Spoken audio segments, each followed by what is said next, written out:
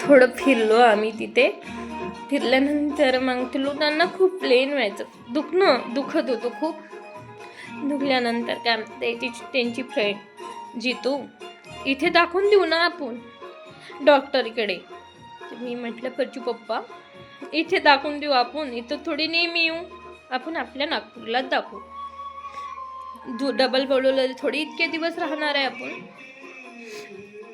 तर जाऊ. मग बोलते नाही ना पिंकी चल, काही नाही होत चल म्हणते, आपण समोर जाऊ फिरायला. मी म्हटलं नाही, मग नंतर जाऊ. आम्ही रिटर्न वापस घरी आलो. घरी थोडं फिरलो घरी आलो. घरी आल्यानंतर ते डॉक्टरकडे गेले. डॉक्टरकडून गेल्यानंतर डॉक्टर म्हणे आपण टेस्ट करून बघून घेऊ एकदा. टेस्ट करून बघितल्यानंतर कॅन्सर निघाला. तेव्हा मला सांगितलं नाही माझी जिजाजी, आणि ते गेले, सांगितलं नाही मला कॅन्सर आहे म्हणून.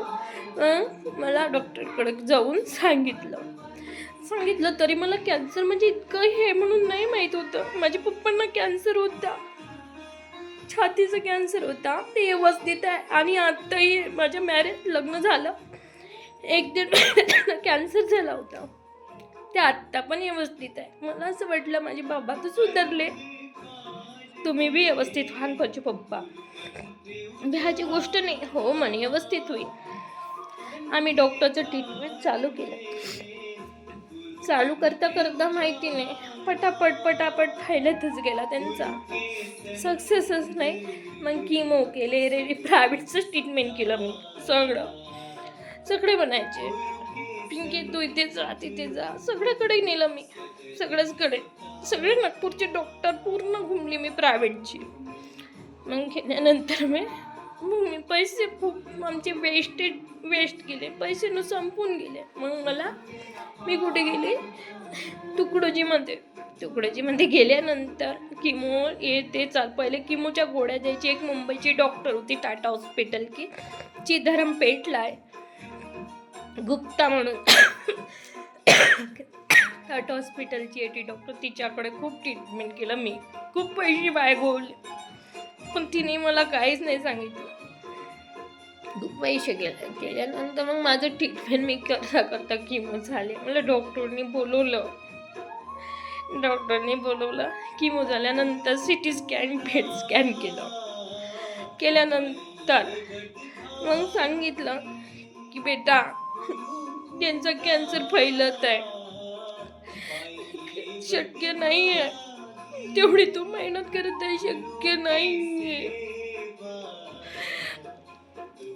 कोणी नव्हतं झोप दिला, एकटीच होती मी.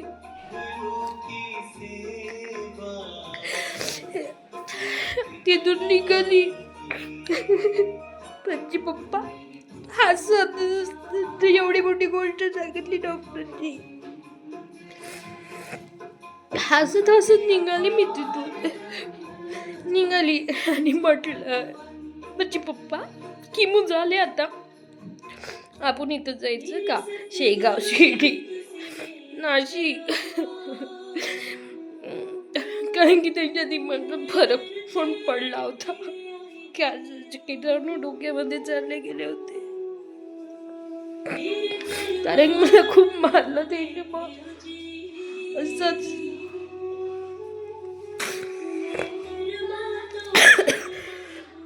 माझ्या घरच्या लोकांना मग गालीगोलाची केली, घराच्या बाहेर काढून घेतलं.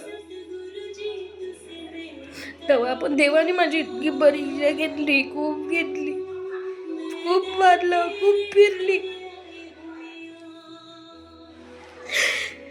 माझ्या सासऱ्यांना फोन गेला, मी माझ्या घरच्या लोकांना नाटक करते म्हणून साथ सोडून दिला. पण मला माहित होतं माझ्या नवऱ्याला काय झालं म्हणून त्यांना माहिती होऊन गेलं, तर त्यांनी ऐकलं होतं. मग मी मारलं, मला खूप फिरली. मग माझ्या सासू सासऱ्याला फोन केला, कारण की या लोकांनी खूप काढली होती यांची, आमच्या घरच्या लोकांची. माझ्या सासू सासऱ्याकडे आता तुला समजलं का कसा आहे तो, जा म्हणे रिपोर्ट दिसते म्हणे त्याची. आता समजलं का म्हणे. मी म्हटले यार अशी कोणती बाय आहे तुम्ही मी अशाच म्हणत आहे. माझ्या लोकांचं तर काढलं, माझे लोक तर धावते तरी पण तुम्ही अशा आताही या टायमाला पण तशाच म्हणत आहे. माहिती मग घड्या आणि मी माझ्या घरचे म्हणते चल तू मला मारलं तर चल आमच्यासोबत घरी, खूप मारत तुला. नाही आई